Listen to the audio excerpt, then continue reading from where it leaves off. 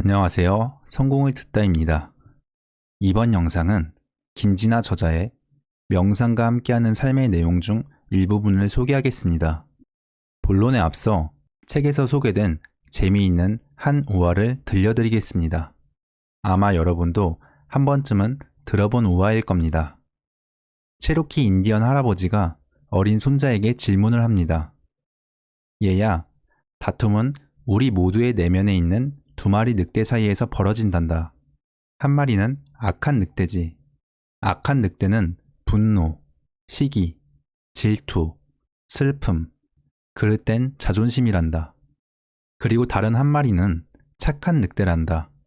착한 늑대는 기쁨, 평화, 사랑, 희망, 믿음이란다. 할아버지의 이야기를 들은 손자가 질문합니다. 그러면 할아버지, 둘이 싸우면 어느 늑대가 이기나요? 할아버지께서 말씀하십니다. 내가 먹이를 주는 놈이 이기지. 어느 늑대가 이기게 할지는 우리가 결정하는 것입니다. 우리는 우리가 맞다고 생각하는 것을 쫓아가곤 합니다. 하지만 이것이 에고라는 녀석이 만들어낸 잘못된 생각인가 하고 바라보지 못하고 놓치는 경우도 많죠. 저자는 명상을 통해서 생각과 감정을 분리해야 한다고 합니다. 에고라는 녀석이 만들어낸 생각과 감정에 휘둘리지 말아야 한다고 말하죠. 그럼 저자가 말하는 명상을 해야 하는 이유에 대한 내용을 소개하겠습니다. 생각의 노예에서 벗어나는 방법. 생각을 떠오르지 않게 하거나 내가 원하는 생각만 하도록 통제할 수 있을까요? 잠시 생각을 관찰해 보시기 바랍니다. 자기 생각을 온전히 통제할 수 있나요? 불가능합니다. 우리는 먼저 생각의 속성에 대해서 알 필요가 있습니다. 생각의 작용은 수천, 수만 년 동안에 걸쳐서 만들어진 하나의 시스템 같은 것입니다. 유전적, 환경적 기타 요인으로 인해 만들어진 자동화된 시스템 같은 것이죠. 외부의 자극에 무의식적으로 반응하는 조건 반사적입니다. 예를 들어 밤에 풀숲에서 사사삭 하고 소리가 났습니다. 노루가 그 소리를 듣는다면 누가 나를 잡으러 왔나? 위험이다. 라고 생각하겠지만 호랑이가 그 소리를 듣는다면 사냥감인가 보군. 얼른 쫓아가야지 할 겁니다.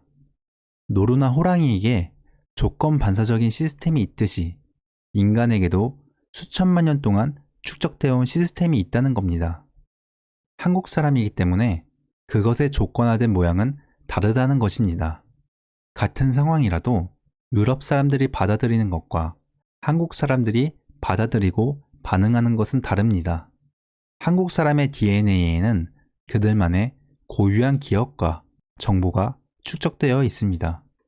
예를 들면 우리 민족이 겪는 고통과 그것이 우리 안에 남아있는 것이죠. 개인이 살아가면서 경험한 것들도 그러한 시스템을 구성하는 요소입니다. 특히 어린 시절, 나의 세계관이나 가치관이 확립되기 이전에 경험한 것들은 그냥 흡수할 수밖에 없습니다. 부모님을 비롯한 가족관계나 생활 환경 등 여러 요소가 그러한 시스템을 형성합니다. 그래서 그러한 생각의 시스템은 배를 울리면 침이 나오는 파블로프의 개처럼 조건 반사적으로 작동하는 것입니다. 그런데 문제는 우리가 생각을 나 자신과 동일시한다는 겁니다. 무의식 중에 머릿속에서 쉴 새 없이 떠드는 것을 나와 동일시합니다.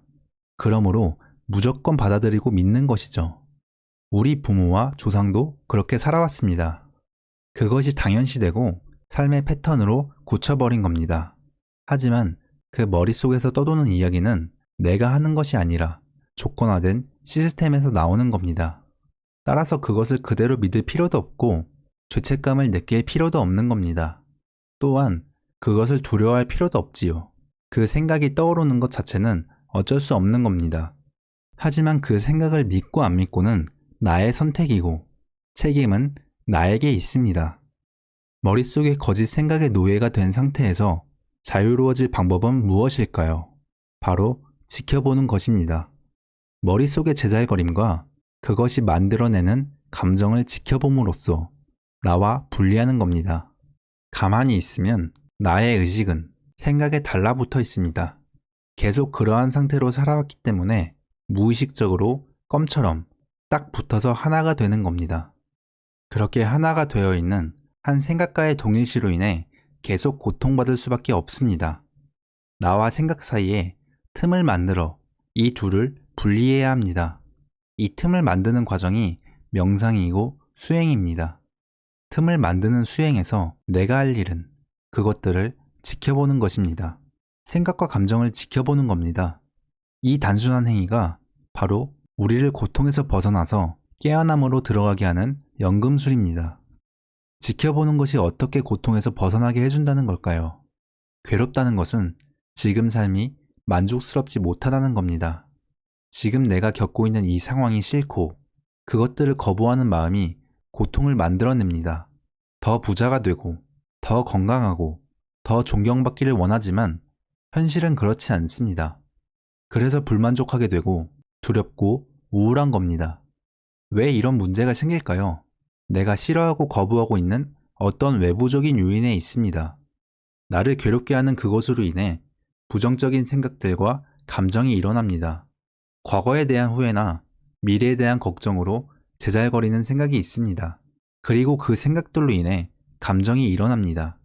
불안, 초조, 두려움, 분노, 원망 등의 감정이 일어납니다. 이때 지켜보기를 합니다.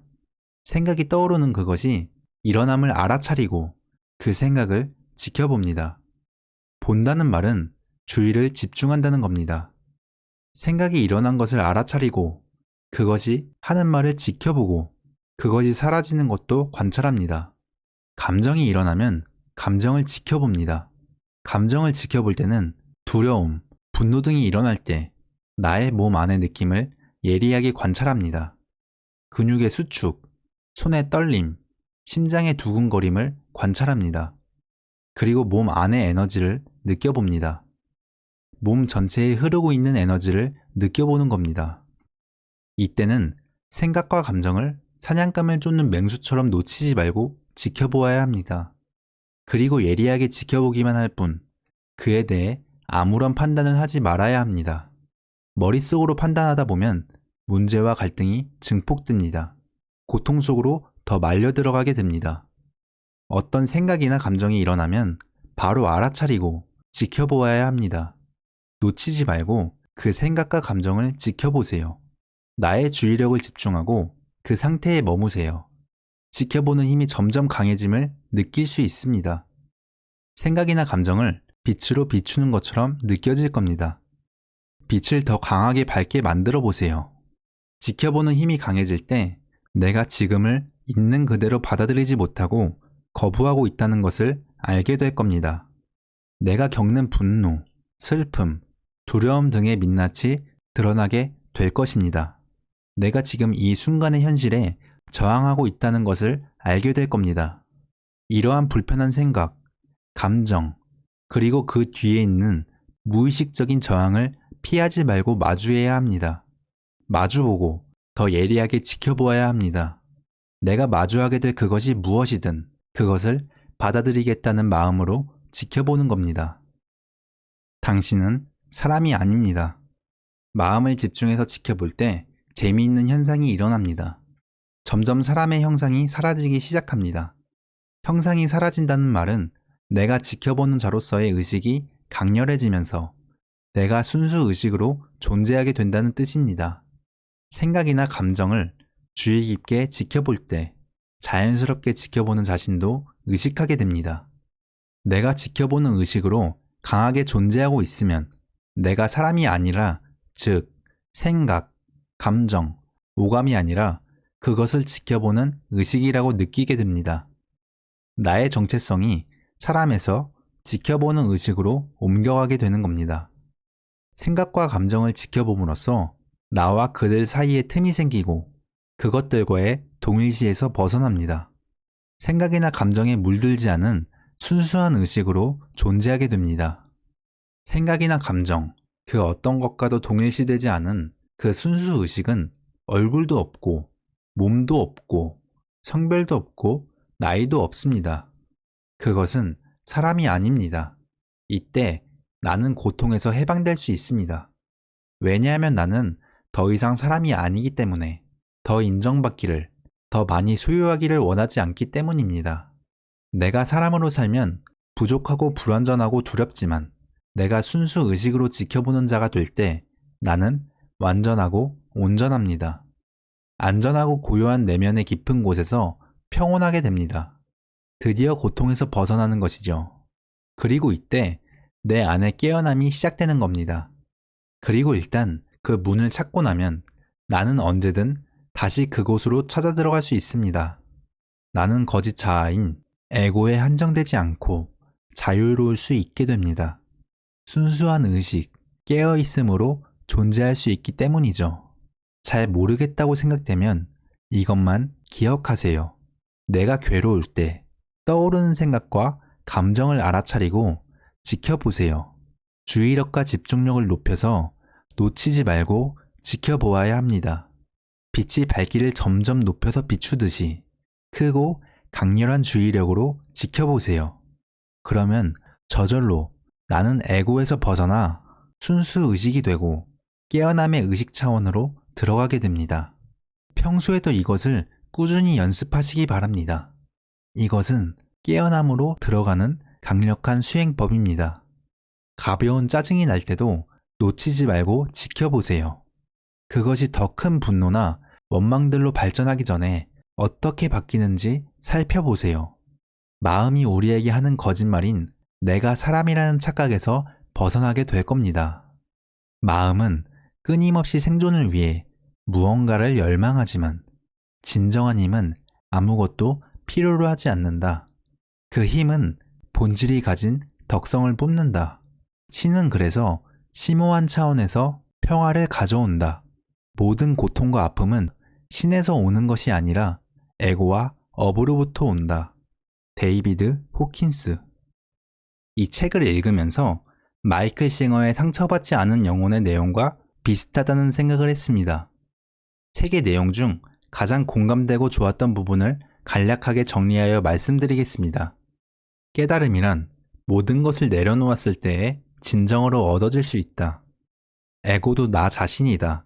하지만 에고에 휘둘리지 않으려면 자신의 생각과 감정을 분리해서 바라볼 수 있어야 한다. 그리고 자기 자신의 생각과 감정에 속지 않아야 한다. 수행은 다른 것이 아니라 자신의 생각과 감정에 속지 않고 분리해서 생각해낼 수 있는 것이 수행이다.